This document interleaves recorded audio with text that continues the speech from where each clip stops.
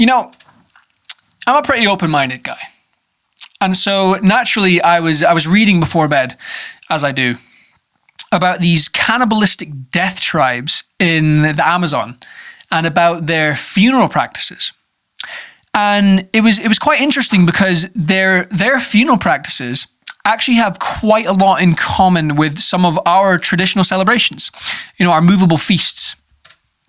And so while I was listening to this documentary, it got me thinking, what if Granny's funeral was not the depressing, overcast, grim grave digging that it is, but instead was more like the nice Sunday dinner that she used to enjoy.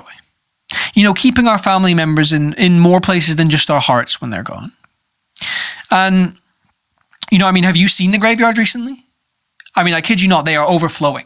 It's like Trash Island down there. Just piles and piles of bodies. The seagulls are having field day. And it makes sense because with the rise in cremations, the ovens are already warm. Maybe turn them down a smidge, but few hours, maybe slow cook them for the whole day.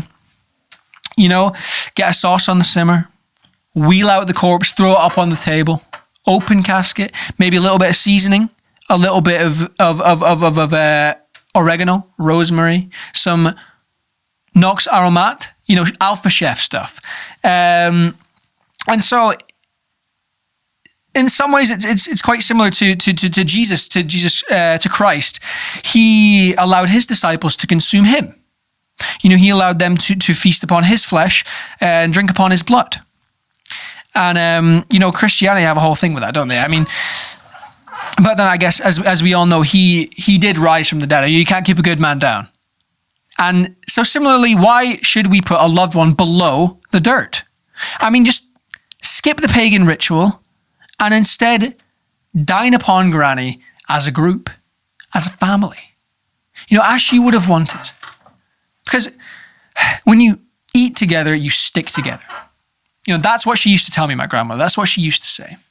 And it makes me sad.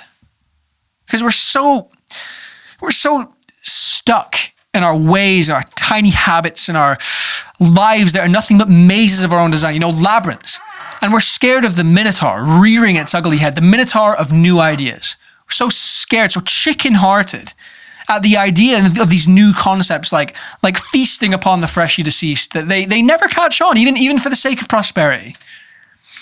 And I just hope and I pray that someday soon that we can catch up, because I've only got one grandparent left.